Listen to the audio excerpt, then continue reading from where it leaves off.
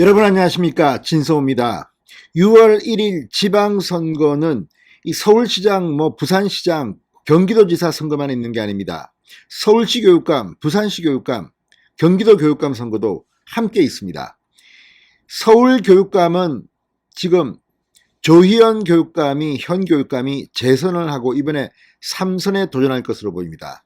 진보 진영의 서울 교육감 후보는 조희연 후보로 지금 사실상 단일화된 분위기입니다. 반면 보수 중도 진영은 조금 사정이 다릅니다. 자, 지난 2018년 서울시 교육감 선거를 한번 생각해 봅시다. 자, 당시 조희연 교육감은 46.58%를 얻었습니다. 당시 보수 진영 단일화 후보로 나왔던 이 박선영 후보 36.15%를 얻었습니다. 또 이 중도를 표방해 따로 출마했던 조영달 후보는 17.26%의 득표를 기록했습니다. 두 사람의 표를 합치면 조희연 교육감을 넘어섭니다. 물론 이렇게 단순하게 이게 계산하는 것이 무리일 수는 있지만 어쨌든 단일화만 된다면 충분히 승산이 있는 겁니다. 2018년에도 그랬습니다. 당시는 박원순 서울시장이 됐던 시기입니다. 자, 지금 서울의 분위기는 급변했습니다. 오세훈 서울시장이 지난 4.7 보궐선거에서 압도적인 표차로 18%포인트 이상의 표차로 민주당 이 박영선 후보를 앞질렀습니다. 서울도 지금 이 진보 교육감 8년에 지금 신문이 난 학부모들이 있지 않겠습니까? 이번에는 해볼 만합니다. 또 이번에 윤석열 당선인의 서울 개표 결과를 보면 넉넉하게 이재명 후보를 앞질렀습니다. 지금 부동산이나 이런 이슈 때문에 서울에서는 보수 성향의 유권자들이 더 많은 것으로 분석되기도 합니다. 그래서 이번에는 우리 아이들에게 전교조 분위기가 아니라 정말 창의적인 새로운 자유우파의 교육감을 한번 선물하자, 이런 분위기가 지금 팽배해 있습니다. 그런데 보수 진영 그리고 조영달 교수를 포함한 보수 중도 진영의 단일화가 진행되다가 조영달 교수의 반발로 지금 무산 분위기에 처해 있습니다. 또 조영달 서울대 사범대 교수가 판을 깨나요. 그래서 또 조희연 서울교육감에게 교육감 자리를 선물하는 건가요? 자, 지금 보수 진영의 이 교육 현장에 있는 사람들이 분노하고 있습니다. 무엇보다도 조영달 후보 4년 전에도 그랬는데 또 이번에도 이렇게 조희연에게 사실상 교육감 자리를 선물하는 게 아니냐는 그런 비판이 나오고 있습니다.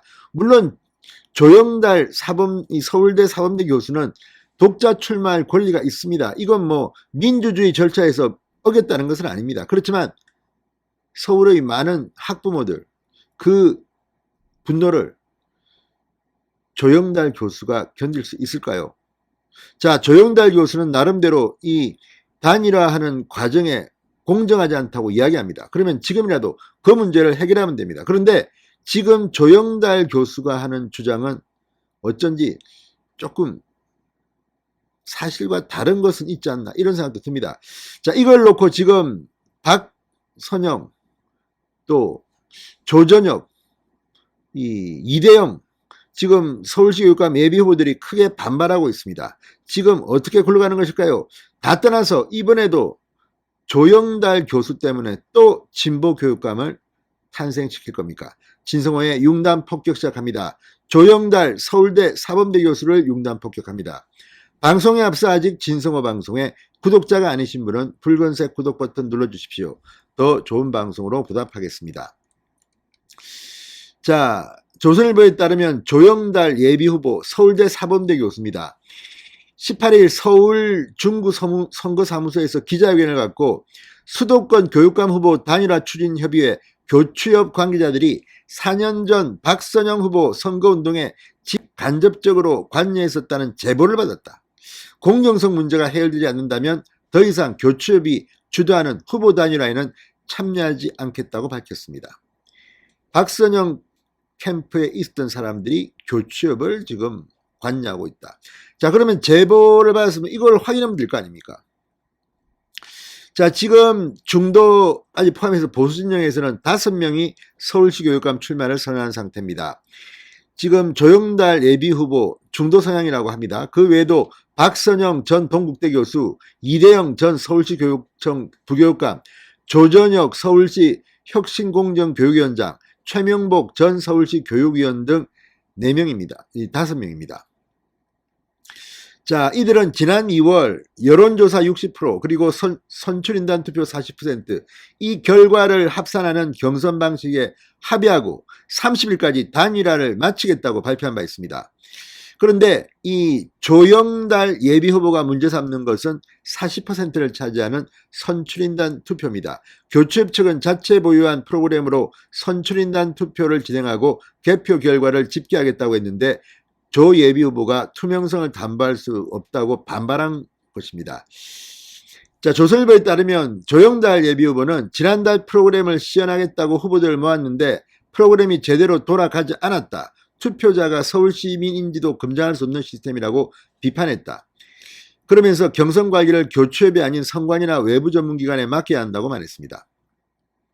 이와 관련해서 교체협은 반박 입장문을 내고 교체협 관계자 대부분이 특정 후보 캠프에서 일했다는 것은 허위 사실이다. 경선 시스템은 다른 4명의 후보가 합의한 사안이라고 말했습니다. 자, 그런데 지금 이걸 보면 간단한 문제 아닙니까? 이거 빨리 해결할 수 없습니까? 이렇게 조영달 교수는 따로 놀아야 됩니까? 자, 어제 이 교체협이 서울시 의원회관 2층 이 대회의실에서 기자회견을 했습니다. 그때 박소영 교체협 간사는 현 교체협 관계자 대부분이 4년 전 한 캠프에서 핵심적 역할을 했다는 제보는 허위 사실이다. 책임을 묻겠다. 제보한분을 밝혀라. 그러면서 지금까지 단일화 협약식 등 단일화를 추진해온 교체협의 명예를 실추시켰다고 비판했습니다. 자, 그러면서 지금 분위기는 좀 안 좋아지고 있습니다. 어떻게 누가 중재할 수는 없는지. 자, 이 교체협 긴급 기자회견에 박선영 대표가 직접 참석해서 이런 말을 했습니다. 현재 교체협 대표들을 제대로 모르고 반 이상은 여전히 이름도 알지 못한다. 오히려 2018년 선거 캠프에서 나를 돕던 인사가 지금 조영달 교수 캠프에서 돕고 있다. 의아하다고 반응을 보였습니다. 2018년 당시 선거 총괄 책임자는 이동복 전 의원이었다. 사무국장은 현직 차관급 공무원이라 성함을 밝힐 수 없다. 하나부터 열까지 이해할 수 없는 내용이라고 비판했습니다. 자, 줌으로 참여한 조전혁 전 의원. 교체협은 후보자 협의 사항을 일방적으로 결정한 바가 없다. 쟁점 사항 모두 후보들 간 협의에 의해 결정된 사항이다. 오히려 결정 안 내리고 시간을 끌기만 하고 불참하면서 의견이 반영되지 않는다고 불평하는 것은 무책임한 처사다. 자, 이렇게 단일화를 추진하게 되면 뭐 특정 후보한테 유리할 수도 있고 불리할 수도 있고 굉장히 서로 간에 불만이 많습니다. 이걸 조정해서 가는 것이 단일화 과정입니다. 그런데 지금 조전혁 박선영 예비후보의 말을 들으면 조영달 교수는 처음부터 단일화에 마음이 없은 것은 아닌지, 결과적으로 조영달 교수의 뜻인지 아닌지는 우리가 알 수 없습니다. 결과적으로는 지난 선거를 반추하면 조희연 교육감 좋은 일만 시키는 거 아닌가, 이런 불만이 지금 터져나오고 있습니다. 완전히 이번에 한번 조희연을 꺾을 수 있는 절호의 찬스인데 조영달 교수가 찬물을 끼얹고 있다는 비판이 들립니다. 자, 어쨌든 조영달 교수가 문제 제기한 부분에 대해서도 교체협도 한 번 더 반성할 것은 없는지 점검해 보시고 반드시 시간이 조금 더 걸리더라도 단일화를 이뤄내시기 바랍니다. 진성호의 융단 폭격이었습니다. 여러분 감사합니다.